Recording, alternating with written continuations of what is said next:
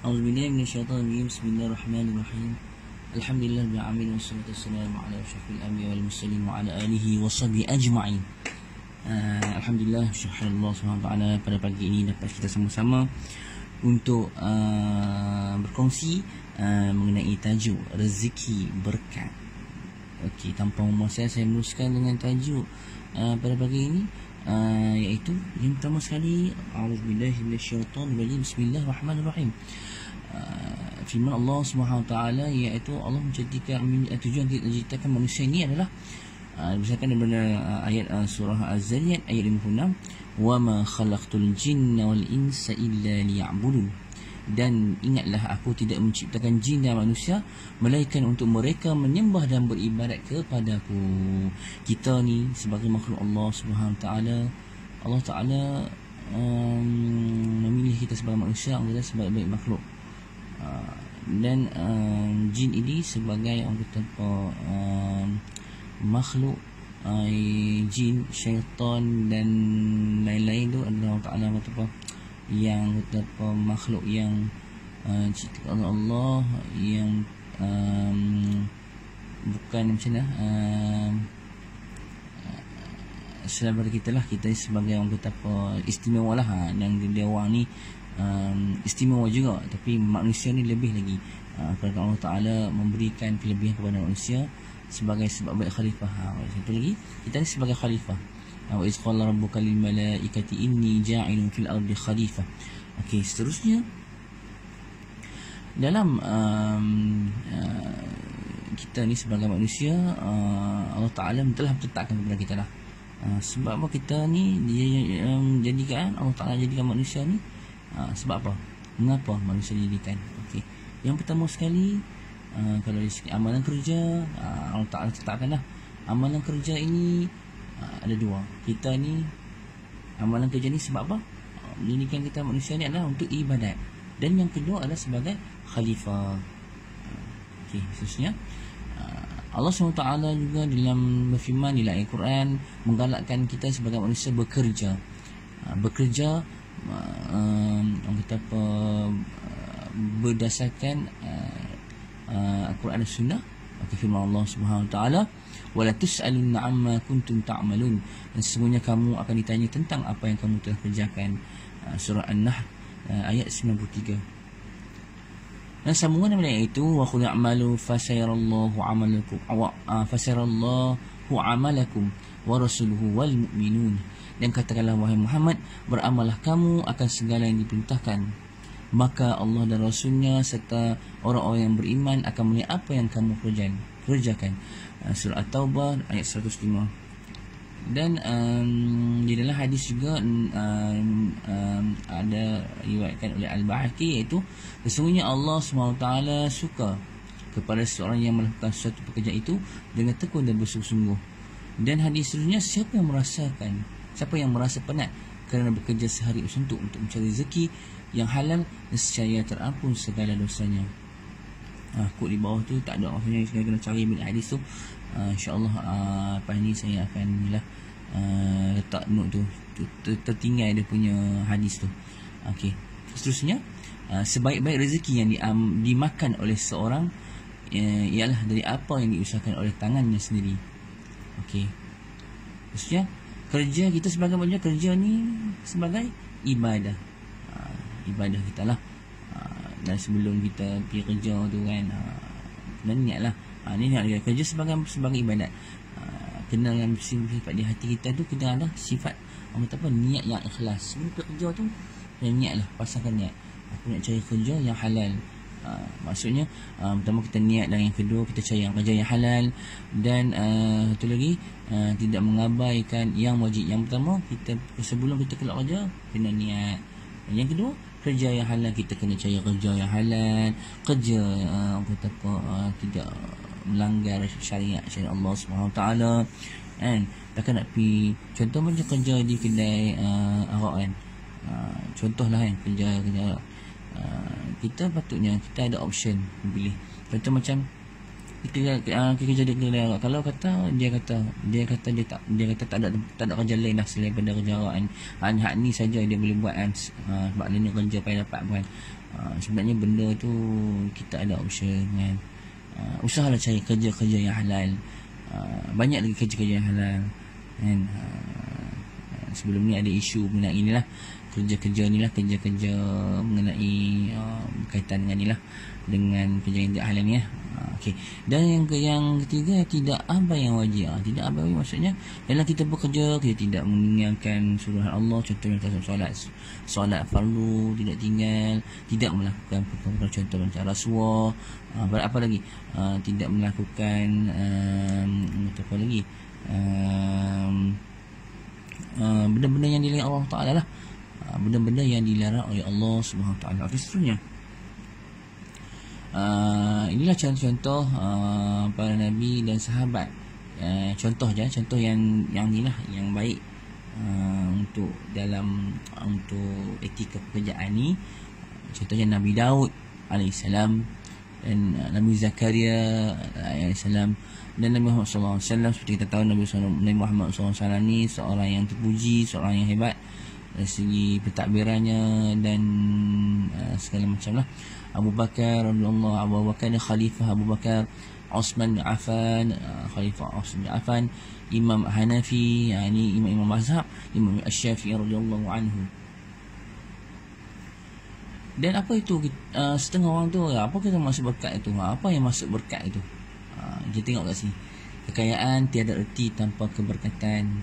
Umur yang panjang tiada erti tanpa keberkatan. Ilmu yang banyak tiada erti tanpa keberkatan. Kediaman yang besar tiada erti tanpa keberkatan. Semua ni ibadat yang memenatkan tiada erti tanpa keberkatan.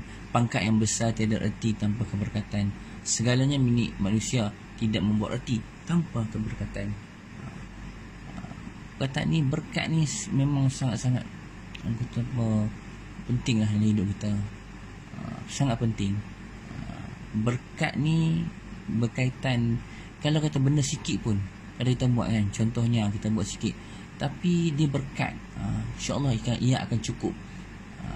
Kalau kata pendapatan dia sikit tapi dia buat kerja dengan baik, dia tak celok, dia tak ponting, hidup dia berasa berasa aman, berasa lapang, kata kan, berasa lapang, dia rasa aman, berasa apa yang berasa orang kata apa, tak serabut lah, orang kata berkat di situ.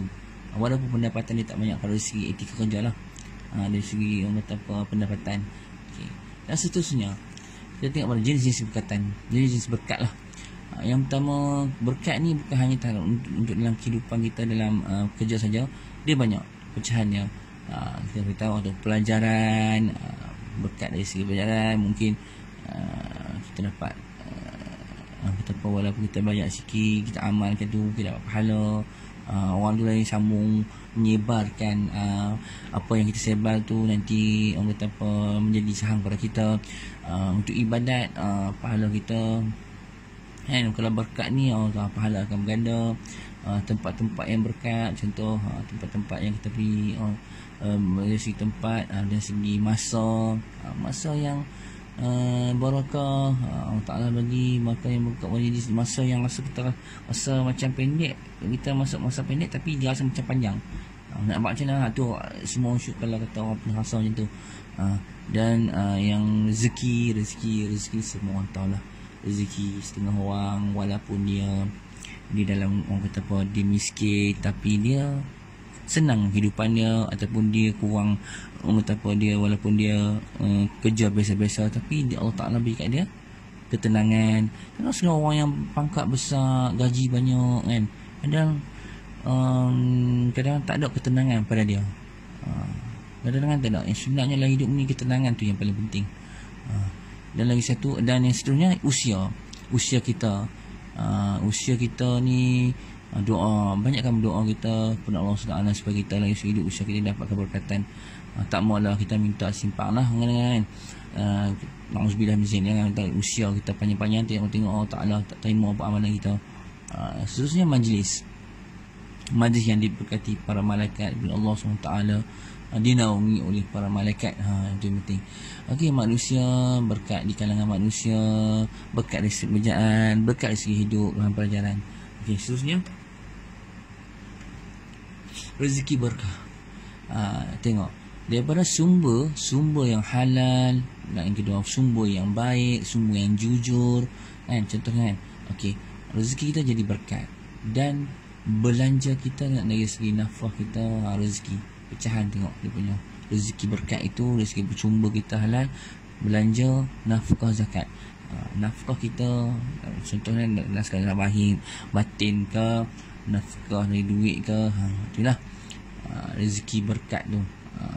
Zakat kita, rezeki zakat kita bayar zakat, kenalah bagi sedekah, sedikit walaupun sedikit tapi cukup.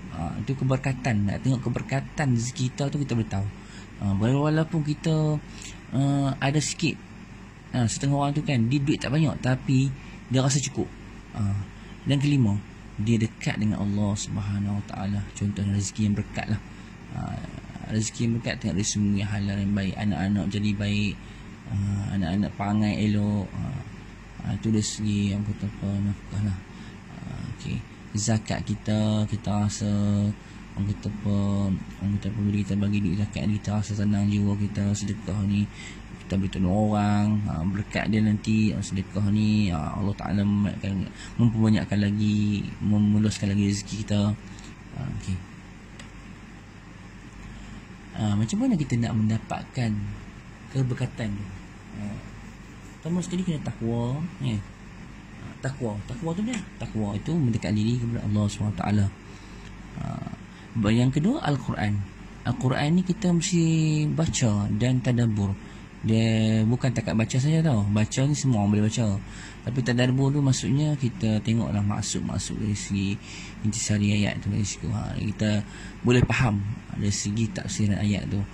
Kalau nak mengaji dalam lagi, boleh mengaji dengan ustaz yang boleh mengajak tafsir Quran. Moga kita lebih memahami secara mendalam. Dan yang ketiga, doa. Doa ini sangatlah penting dalam solat kita. Setiap kali doa lah. Setiap kali solat padu kita doa, wajib doa.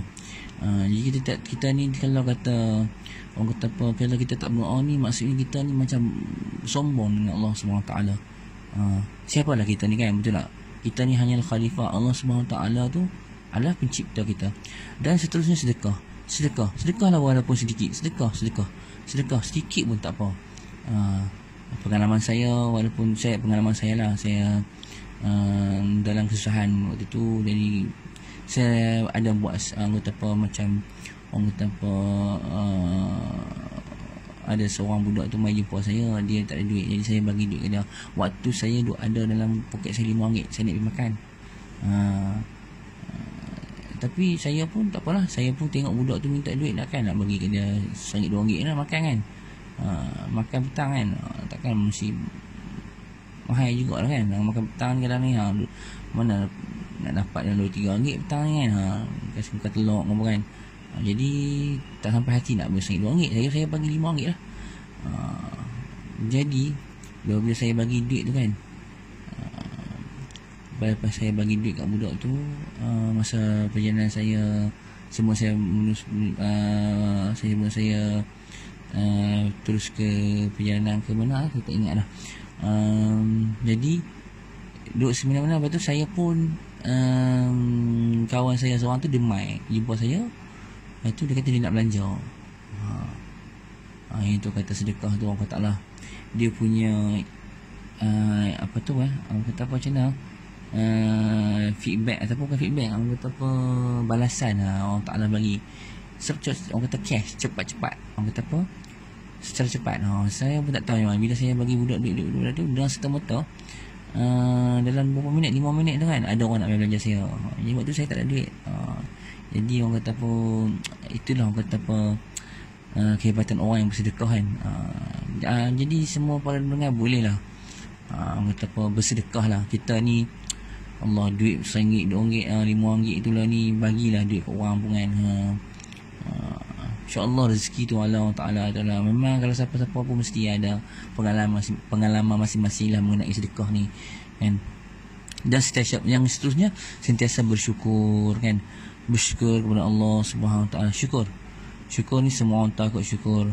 Selalu kau dapat apa-apa tu syukur, kan. Contoh macam anak kita dapat masuk universiti, bersyukur, buat banyak, buat kenduri ke, kan. Bagi orang makan, buat kenduri, ataupun bersyukur orang kata apa dalam solat, sembahyang, sujud syukur ke, dan seterusnya. Istighfar ni adalah elemen yang paling penting, di mana istighfar ni kita memohon ampun kepada Allah SWT. Penting. Yang ni paling penting, istighfar ni fadilatnya cukup banyak. Istighfar apa dia? Istighfar itu keampunan, dan kita istighfar lah, astaghfirullahalazim. Okey, seterusnya terus kepada Alhamdulillah, sekian, terima kasih. Okay. Semoga dari itu apa yang saya kongsikan tadi bolehlah para pendengar ataupun sahabat-sahabat sekalian mengambil input. Saya ni saja orang kata apa, berkongsi. Jika ada kesalahan ataupun dia kekurangan daripada saya, mungkin itu daripada saya sendirilah.